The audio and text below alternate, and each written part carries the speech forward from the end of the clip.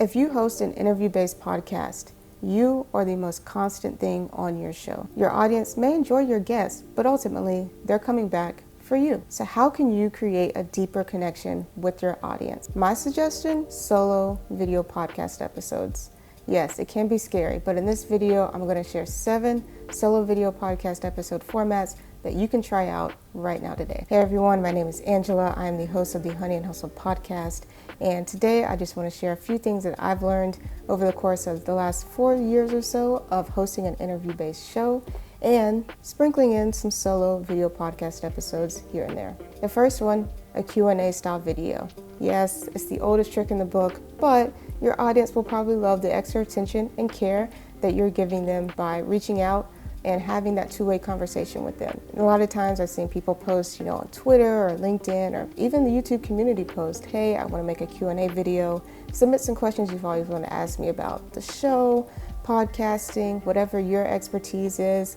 For me, that's filmmaking. For other people, it could be biking, it could be the outdoors, it could be cooking. Whatever it is that you are creating a show about, I'm sure people would love to learn from you and your perspective on why it's important to you. Whatever you're making a show about, your audience probably only cares like 2%. They really want to know more about you, and this is a great way for you to open the door for that conversation to happen. Well, kind of a conversation. The second one is a season recap video. This is something that we did for the end of season 3. It's relatively short, but it was a chance for me to kind of highlight some of my favorite moments, and I found that a lot of people liked listening to that first because it was almost like a teaser to the entire season of what they could expect to get out of it and some funny moments to look out for. So I highly recommend the season recap, and quite frankly, it's probably the easiest of these to create because you already have all the content from your recorded episodes. So you can kind of just pick certain sections, put that in kind of a compilation video, share your thoughts and reflections on the season, and maybe even give them a sneak peek for what they can expect in the next one. This next one is in a similar vein. It's a highlights episode. I've seen people do really, really long compilation episodes like this.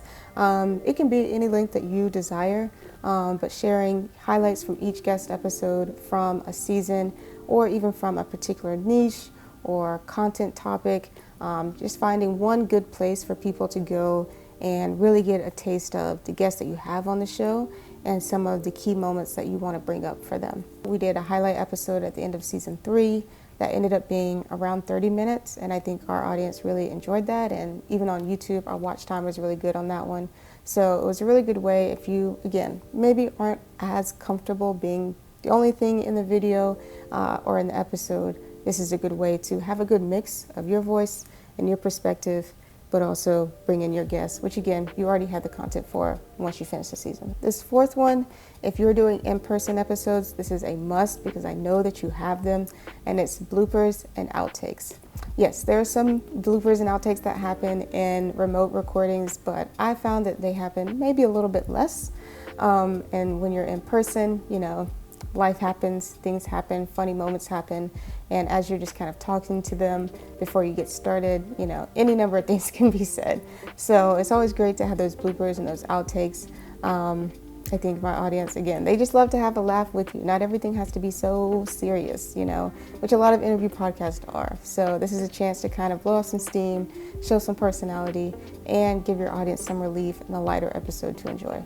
This fifth one does take a little bit of planning. It is celebrating special occasions. So for us, special occasions mean national holidays, themed months that celebrate a particular demographic of people. For example, Small Business Month, Women's Small Business Month, Women's Health Month, Mental Health Awareness Month. You get what I'm going for. I know Small Business Saturday could be a big deal. If you have episodes that you're either going to come out around that time or that you can aggregate for people to release around that time, that's a really great way to do that. For Black History Month, we did a teaser for our Black History Month slate of shows, and that performed really well for us. People, got that little teaser like, ooh, this is what I can expect. Awesome. A curated series of episodes that are going to fit the theme for a month. Super easy. It does take a little bit of planning, but I think your audience will really appreciate the thoughtfulness that you put behind celebrating special moments for them. Number 6, top quotes from a season or even the show as a whole. For us, that would probably be a big lift. But if you have a team that can work together to aggregate all the footage, I think this could be really, really impactful. Quotes have been known to be very pervasive, very memorable, and again, gives your audience an idea of the level of expertise of the guests that you're bringing on your show. And when guests feel celebrated, they're also more likely to share the episode. So you can reconnect and reinvigorate relationships from guests who had high-performing episodes earlier on in your show's history, and connect them with maybe some of your newer guests that maybe people haven't really engaged with quite yet. So a really good way to aggregate some of, again, maybe your favorite moments, but definitely hone in on specific quotes and why they were so impactful for you, and maybe even generate some of your audience's reactions, incorporate some of those screenshots and those messages that you received when people heard those quotes that resonated with them the most. Last but not least, your 10 most popular episodes. And 10 is an arbitrary number. It could be 5, it could be 7, it could be 14, whatever number feels right for you. Popular episodes, I would maybe try to go by, popular episodes within the same year, and just kind of see how people engage with those and give those a little bit more shine. I've seen people, depending on the length of their podcast, put together these like mega long 3-hour plus compilation videos of their most popular episodes, or even episodes that were in a series. And to my understanding, that's gone pretty well.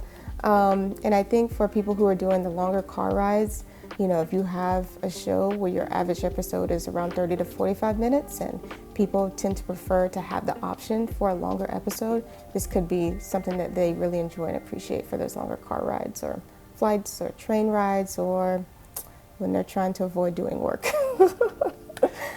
So that is all from me. I hope you enjoyed those solo episode formats that you can try right now today, because I know you can, and you can, and I am rooting for you. If you got some value from this episode, please give it a like, subscribe to the channel, because I would love to see you in the next video.